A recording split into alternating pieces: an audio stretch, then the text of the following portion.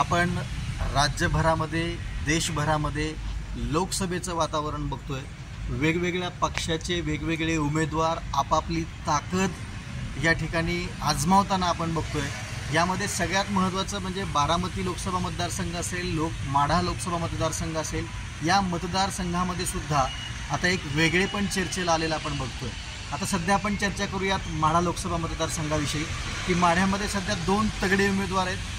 एकीकडे प्रचंड राजसत्तेतला किंवा राजकारणातला प्रचंड अनुभव असलेला देखील मुरब्बी नेता, एका बाजूला अर्थातच विजयसिंह मोहिते पाटील, त्यांचे पुतणे उभे आहेत धैर्यशील मोहिते पाटील, आणि एका बाजूला सध्याचे माढा लोकसभा मतदारसंघाचे जे खासदार आहेत ते आहेत रणजितसिंह नाईक निंबाळकर।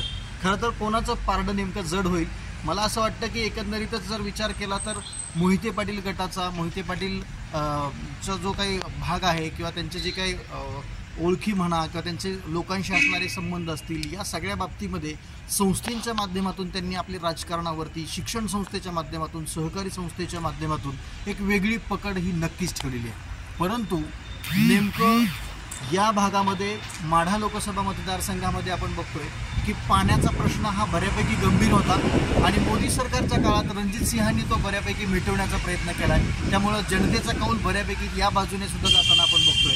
काही त्यांचे प्लस पॉईंट आहेत, काही यांचे प्लस पॉईंट आहेत। हे प्लस मायनस नेमकं आता जनतेच्या हातातली गेलेली ही निवडणूक काही दिवसांमध्येच आपल्याला आता त्याचं चित्र स्पष्ट अजून दिसेल।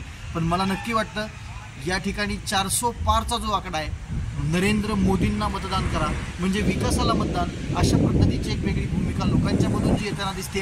कारण नरेंद्र मोदींचं काम हे खरंच अत्यंत वेगळ्या पद्धतीनं विकासाच्या दृष्टीनं चांगल्या पद्धतीनं चालू असल्याचं चित्र सध्या देशभर राज्यभर आपण बघतोय आणि कदाचित हा कौल रणजितसिंहांना जाण्याची दाट शक्यता देखील वाटते, असं जनतेतून येत असलेला काही वेगवेगळ्या मतांचा प्रवाह देखील अभ्यासतोय आपण।